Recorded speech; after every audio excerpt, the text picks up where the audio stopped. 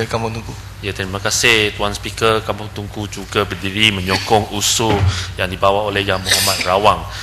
Memangnya Kampung Tungku tidak dapat setuju dengan hujah-hujah daripada Yang Berhormat Batang Kali tadi, di mana beliau mengatakan bahawa kenyataan beliau itu tidak ada unsur-unsur seksisme.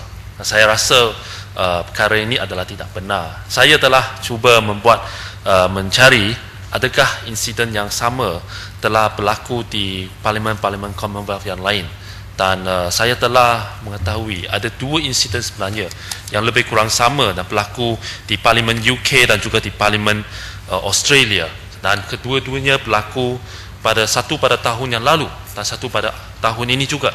Jadi saya berharaplah saya dapat membawa 2 contoh ini supaya Yang Berhormat Batang Kali dapat mengetahui sebenarnya kenyataan ini ada unsur seksisme.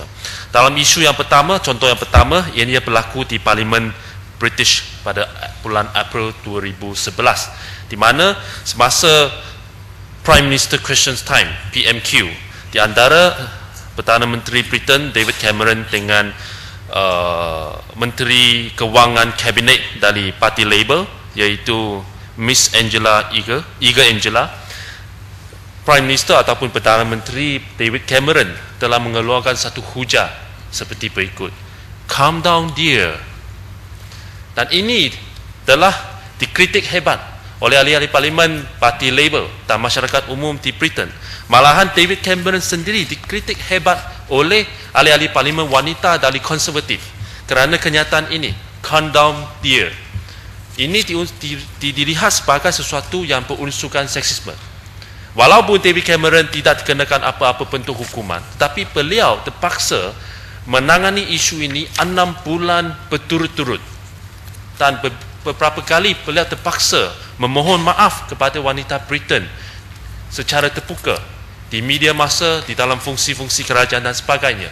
Ini adalah apa yang berlaku kepada seorang Perdana Menteri di Britain. Ini adalah contoh pertama. Tuan Speaker? Ya. Saya fikir kalau kenyataan itu pun, kalau mungkin daripada segi fahaman kita tak nampak begitu serius, tetapi di Britain mereka perkataan itu dilihat begitu serius, dan Perdana Menterinya telah menunjukkan contoh untuk meminta maaf berkali-kali. Tetapi dalam situasi pada hari ini, Yang Berhormat Batang Kali mula-mula dia kata dia tidak ada apa-apa niat, dia tak mengaku dia niat demikian, tapi kalau ada menyinggung sesiapa dia minta maaf, tetapi kemudian dia nampak tidak apologetik di dalam reaksinya selepas itu. Jadi apa pandangan Kampung Tengku? Itu ya sebabnya saya menyokong usul ini supaya dikurangkan allowance sebanyak RM5,000 ataupun dalam apa-apa bentuk amount yang lain yang difikirkan sesuai oleh Dewan ini. Hakikatnya perlu ada satu tanda terhadap kelakuan yang tidak secocok dengan peranan ahli-ahli yang berhormat ini. Contoh yang kedua, saya belum habis lagi, barangkali jangan balik.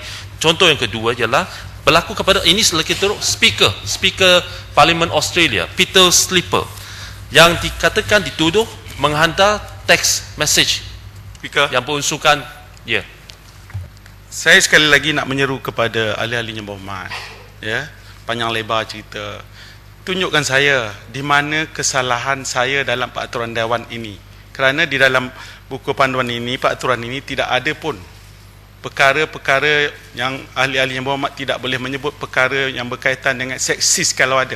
Tapi saya nyafikan perkataan saya bukan seksis. Kalau ada, peraturan mana?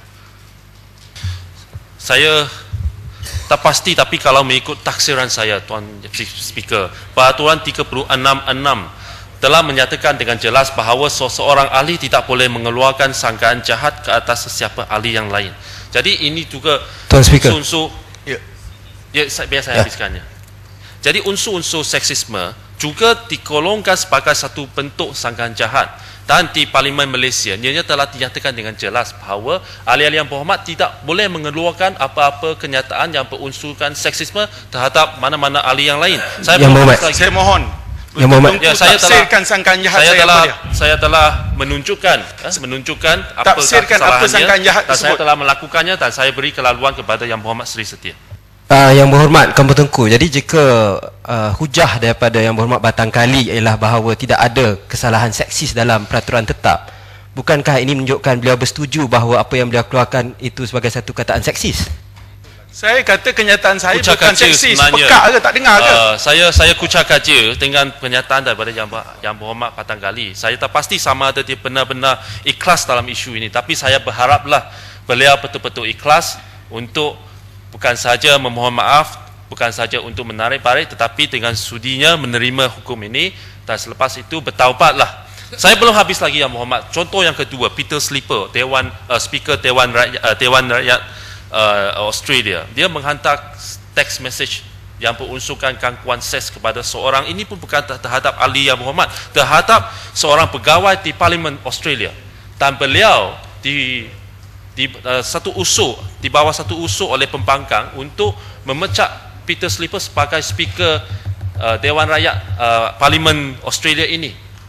Walaupun usul ini telah digagalkan, tetapi beliau terpaksa meletakkan jawatan sebagai Speaker Parlimen, dan saya rasa ini adalah dua contoh ini telah dapat menerangkan betapa seriusnya kenyataan-kenyataan yang mereka lakukan. Dan kalau kita bandingkan kenyataan ini ataupun apa yang dilakukan oleh individu-individu yang saya katakan tadi itu dengan kenyataan Yang Berhormat Patan Gali pada minggu yang lepas, saya rasa ini adalah pada satu timpang tara yang sama, dan oleh itu saya rasa ini adalah satu kesalahan dan ianya perlu dihukum dengan amount RM5,000.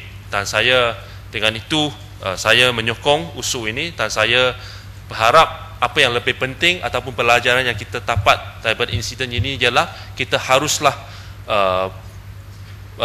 menjaga bukti bicara diri semasa berbahas di dalam Dewan ini. Dan itulah adalah harapan saya. Sekian, terima kasih Tuan Speaker. Saya menyokong.